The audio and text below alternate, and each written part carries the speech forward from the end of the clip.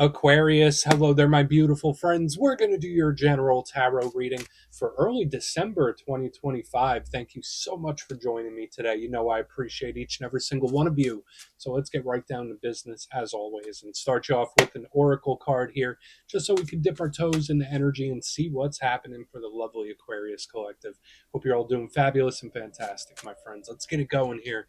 My guide, spirit team, talk to me. What do we got for these beautiful Aquariuses in early December? We're at the back end of 2025. What energies, messages, insights can we take a peek at? And yeah, we're just going to take a real quick look at this first card. Then we'll get into the full reading itself. At the very end, I'll pull you a bonus card from the Shadowland Tarot just to see what might be in the shadows or what shadow work you can lean into, which is always interesting. But let's get it going here. Let's rock and see what we got for Aquarius. Please, let's get it going. There we go. First shuffle, card pops right out. I don't even have to talk too much. Hey, we have our good friend Ariel. We haven't seen her in quite a while, the Little Mermaid. I always get her a lot around the summertime, so she's a rare visitor during the winter season, at least for me. I know people are all around the world, but I like this card. It is a little daydreamy, a little imaginative, but there's a lot of beauty to it, and I mean, it means a lot of things. This card has a lot of layers to it.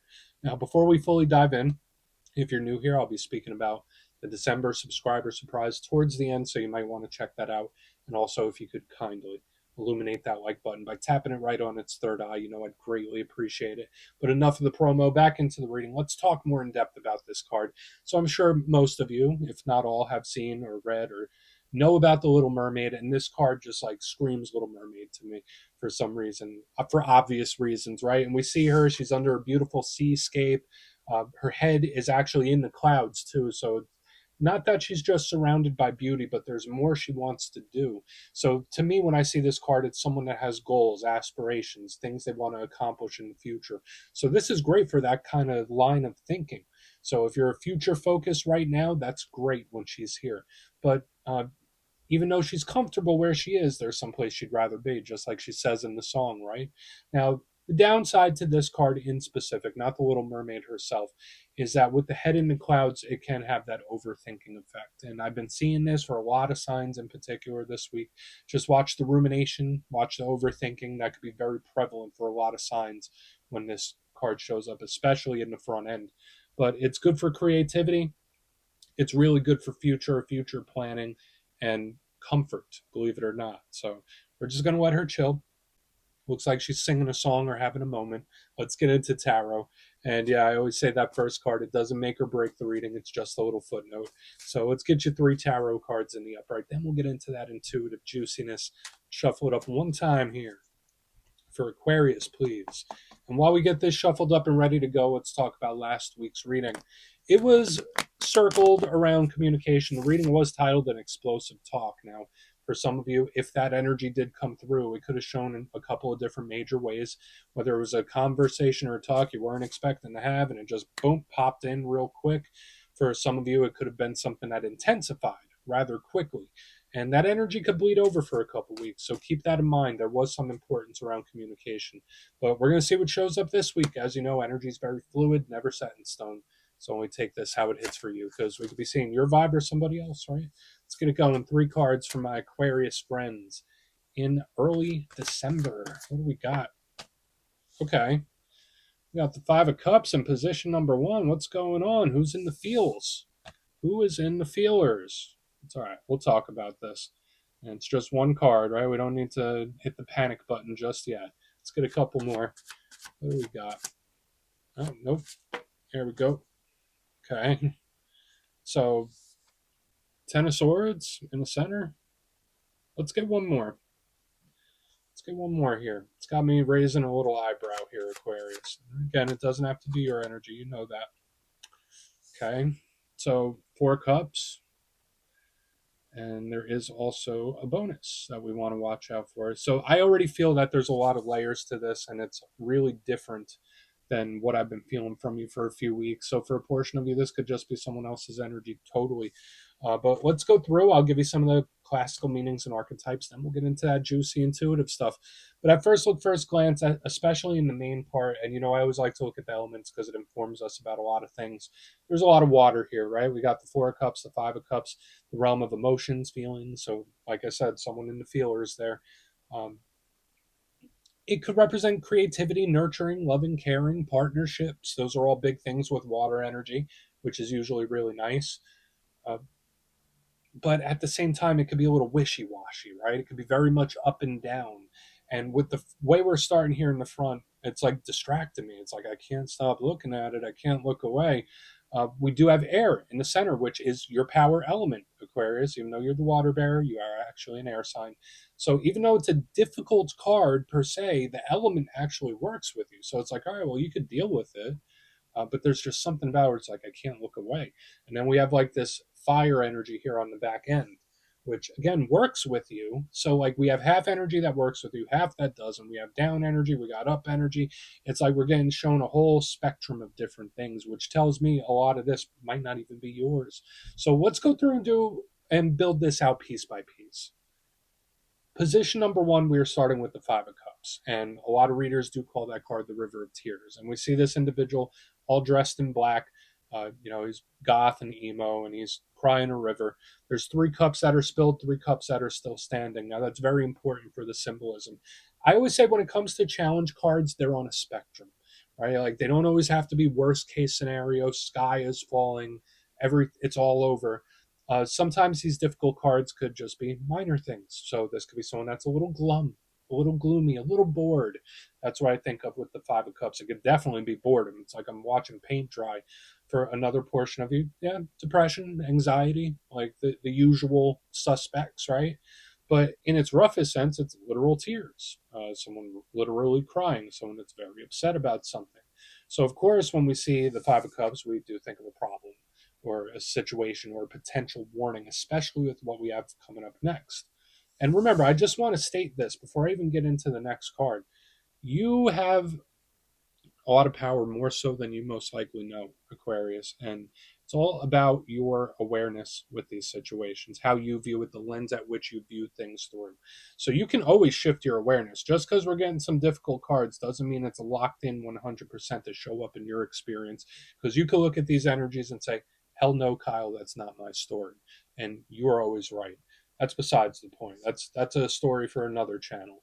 Now, the centerpiece, and one thing I'll say about the Five of Cups before I speak about the Ten of Swords, this card, the good side of it tells me that it's just temporary. Good.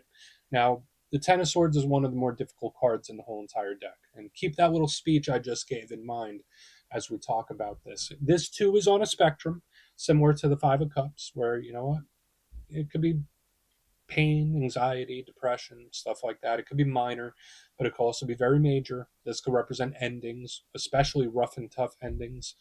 So watch out for that. There could be various cycles that you're experiencing right now, certain ones that could be closing out when the Ten of Swords is here. The good thing about the Ten of Swords has similarities to the Five of Cups, where it's like there's nowhere to go but up from here. So for some of you, if we're going to put the biggest silver lining on, the worst of it might be over. I was getting something very similar in the Aries reads.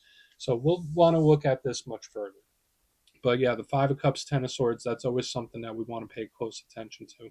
And we'll clarify them. Now, on the back end, we do have the Four of Cups. This energy is much more neutral.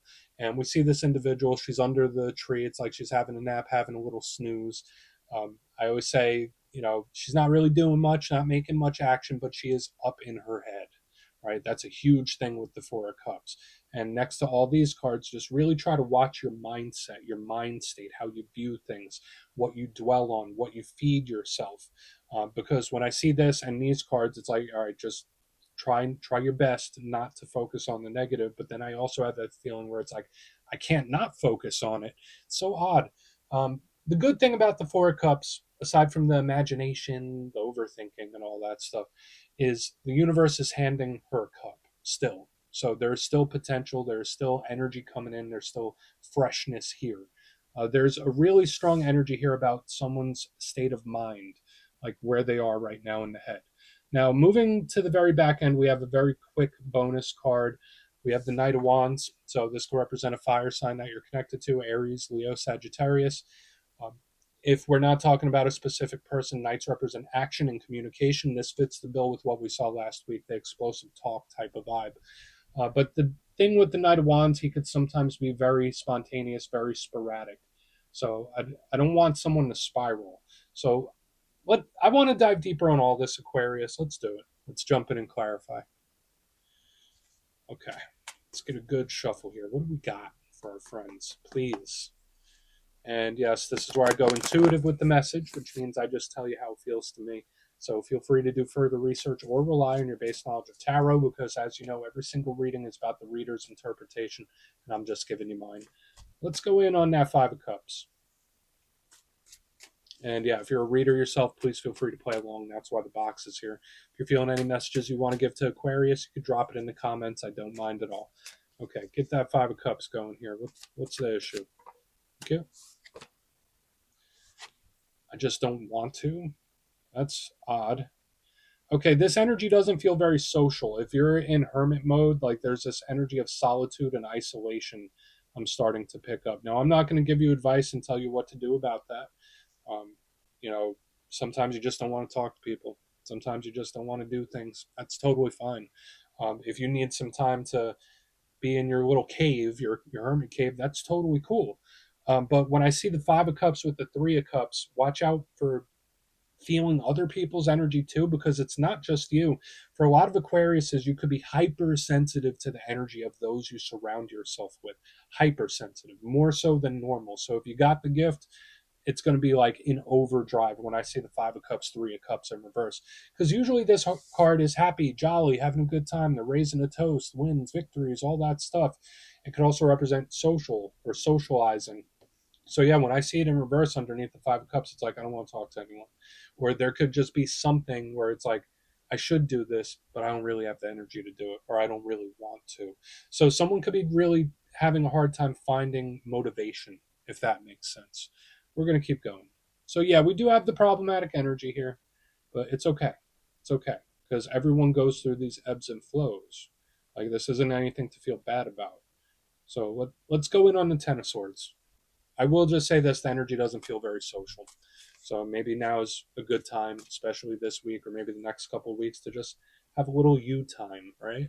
Let's see what the Ten of Swords has. So why is it here? So I just got a frog in my throat as this card came out. So we have the Devil in the upright underneath this Ten of Swords. That's intense. That's intense. Now, I'm going to give you the extreme silver lining on this first because you know I'm an optimist. The devil can represent long ingrained things, long ingrained situations, long ingrained behaviors, thought processes, things that we've been dealing with for a long time, or things that we've been identifying with for a long time, whether good, bad, or indifferent. Can represent addictions as well. So when I see the Ten of Swords with the devil in the upright now, in the most silver lining way, is a great time to cut things like that out. So if there are certain changes you want to make about your health, certain changes you want to make around certain things that you may do often that you know aren't the best for you. No judgment here. I never judge anybody for a damn thing. I'm not perfect. But when I see the Ten of Swords with the devil, it's like, all right, you could stop this. Or now would be a good time where you could actually end something, if that makes sense. So now's a great time for, you know, kicking habits and kicking things. That's just how it feels to me. Now, the devil, aside from being very ingrained, is not the nicest energy. It's an energy that lingers on. So when I see the Ten of Swords with the devil in the upright, yeah, this could absolutely represent an ending that sticks with someone for a while. Okay, so whether this is something that's happened and is still sticking with you, it could stick a very long time with the devil, or this is something that's coming in. It and I had this little feeling in my throat when it popped out. So again, watch for ailments of the throat as well. Let's just keep going. Like it's even making my head spin. I'll say that, Aquarius. So could this be a warning? Yes. This could be the ending of a cycle. Now it's your choice if you're taking the reins and doing it. You're like, are you the one putting this forward, or is it just happening? That's the question. Let's go in on the Four of Cups. Great time to end toxic things. So let's see what the Four of Cups has. Then we'll do a quick recap.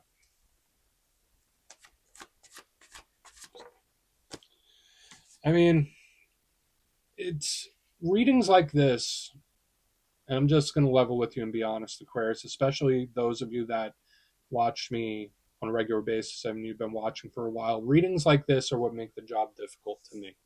Okay? And I don't often say stuff like that. Four of Cups with the Nine of Swords in the upright, just someone that's in the head, right? They're in the mind.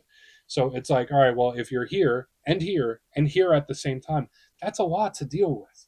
Now, again, I'm not saying it's all you, and I already gave that speech that it's about your awareness, and you could look at this spread and you could reject everything I'm saying and say, you know what, Kyle, that's not my story, not me. Um, and that might be the case. But for some of you, even if this is somebody else, they might be going through a more difficult time than you think they are. That's how it feels to me. The Nine of Swords is stressing. Issues sleeping. Four of Cups. It's really getting to me. I'm being honest with you, Aquarius. Like the energy, it's overwhelming to me. It's like I feel the things that these energies are making me feel. So of course I'm going to say this is a serious warning. So what I would advise, I'm not even going to pile on the negativity. Screw that. I'm not doing it. What I will do is say that now, especially over the next week or two, whether you're going through great times or not, is a great time to treat yourself with love. Self-love, self-care is the name of the game. Even if you're not feeling or experiencing any of this. If it's somebody else, someone you're connected to is going through a really difficult time, now is a great time to reach out and say, you know what, I'm here for you if you need me. So let's go through and do a quick recap. Then we'll get into the shadow card. This is a tough one, but if you kindly look in the box, position number one, we have the Five of Cups with the Three of Cups in reverse. It does feel very hermit-like, a little detached to me, where someone is either isolating or might need to. And there's nothing wrong with that if you need some self-love, self-care to isolate. Moving to the middle, we have the Ten of Swords with the Devil in the upright. Great time to quit habits or things that are not good for you. There could be an ending coming in. It's the real question is, are you the one putting the ending forth, or did it just happen? And it could be something that either it's been lingering for a while or will continue to. Moving to the back end, we have the Four of Cups with the Nine of Swords. Obviously, a lot of overthinking, stress. Someone's really going through something. This is a very serious warning overall, this whole spread, that someone needs to be treated with love and care and tenderness. So whether you treat yourself kindly, hopefully none of this manifests for you. I hope it doesn't. But if you are dealing with anything like this, treat yourself with love, treat yourself with care and understanding that you would offer to somebody else. That's how this feels. So please take a screenshot if you want to look into it further. Let's see what's in the shadows. And yes, I always like to pull one shadow card at the very end just to see whether it's something within you or something you don't quite see.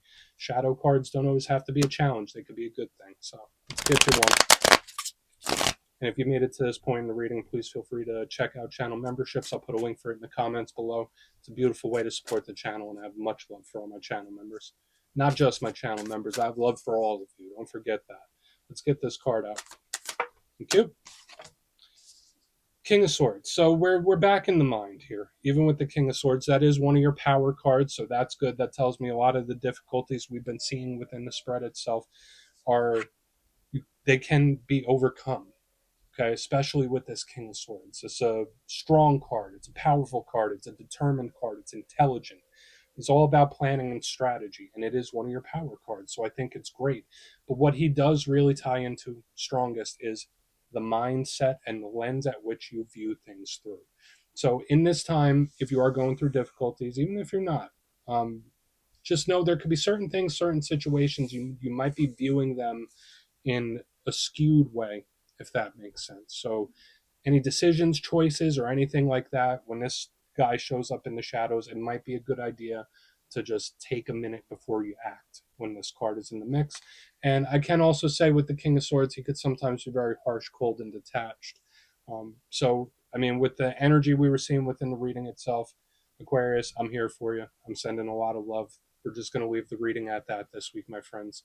But don't click away just yet. I'm going to give you the details of the December subscriber surprise. If you would like further clarification on your situation, you can book a personal reading with me at my website, mastermetaphysics.com. My December schedule is live right now, and the spots go quick, so go check it out, see what's available if you want to have a chat with me. But for the December subscriber surprise, I'm giving away 3 copies of one of my favorite decks for all skill levels, the Gilded Tarot Royale. So if you'd like to get your name in for this, it's two simple things, as always, my friends. First, you must be subscribed. And second, let me know down in the comments, out of all the tarot cards, which one do you resonate with most? When you see it in a reading, it's like, yeah, that's me. Put your answer in the comments. You'll be entered to win. And at the end of the month, the winners will be announced in the community tab. As always, my friends, much love, and I'll see you soon.